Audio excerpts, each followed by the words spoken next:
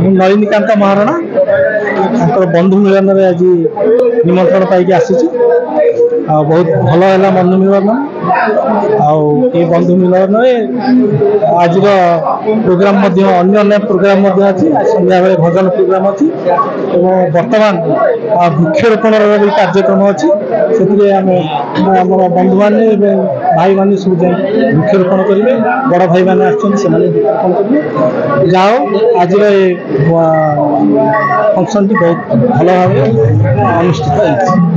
ସେମାନଙ୍କର ଏଇ ପ୍ରକ୍ରିୟା ଚାଲୁ ରହୁ, ବହୁ ସମୟରେ ଚାଲୁ ରହୁ।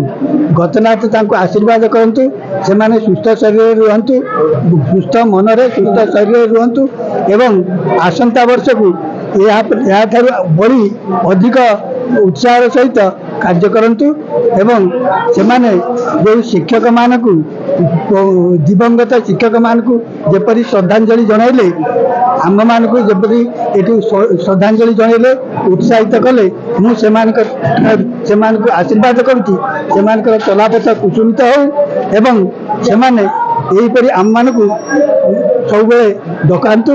ସେ ଆମେ ଯେପର୍ଯ୍ୟନ୍ତ ଆମେ ଏ ସଂସାରରେ ଅଛୁ ଆମକୁ ସେ ଡକାନ୍ତୁ ଏବଂ ତାଙ୍କ ହୃଦୟରେ ସେ ଆମକୁ ଯେମିତି ରଖିଛନ୍ତି ସେମିତି ରଖିଥାନ୍ତୁ।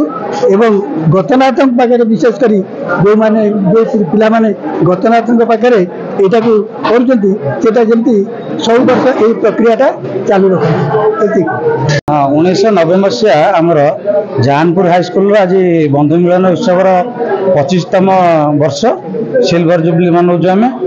ଆମର ବହୁ ପରିମାଣରେ ସାଙ୍ଗସାଥି ଆସିଛନ୍ତି, ସେଥିପାଇଁ ଆମେ ଭାରି କୃତଜ୍ଞ ତାଙ୍କ ପାଖରେ। ଆଉ ଆମର ଶିକ୍ଷକମାନେ ବି ଆମକୁ ବହୁତ ସହଯୋଗ ଦେଇଛନ୍ତି। ଆଉ ଏଥିପାଇଁ ଆମେ ତାଙ୍କ ପାଖରେ ଚିରଋଣୀ ଏବଂ ଏଇଭଳିଆ କାର୍ଯ୍ୟକ୍ରମ ଆମେ କରୁଥିବାରୁ ଆମ ସାଙ୍ଗମାନେ ଆଉ ଝିଅ ସାଙ୍ଗମାନେ ଆମର ବନ୍ଧୁ ଯେଉଁ ରହିଲେ ମାନେ ସାମ୍ବାଦିକ ବନ୍ଧୁ, ତାପରେ ଆମର ଗୁରୁଜୀମାନେ ସମସ୍ତଙ୍କ ପାଖରେ ଆମେ ଚିରକୃତଜ୍ଞ ରହିବୁ। ଶାରଦା ପ୍ରସନ୍ନ ବାରିକ 1990 ମସିହା ସୋମନାଥ ବିଦ୍ୟାପୀଠର ଅଧ୍ୟୟନରତ ଛାତ୍ର। ଆମେ ଦୀର୍ଘ 25 ବର୍ଷ ହେଲା ଆମର এই বন্ধু মিলন উৎসব পালন করে আসুছু এবং আম বন্ধু মিলন উৎসবর বিশেষতা হচ্ছে আমি গোটিয়ে ডেট চেঞ্জ হবার নাই। 25 বর্ষ হেলা সেই রজ সংক্রান্তি অর্থাৎ জুন 15 তারিখ এবং গোটিয়ে স্থান আমার এই গতেশ্বর মহাদেব পাখে আমি করে আসুছু।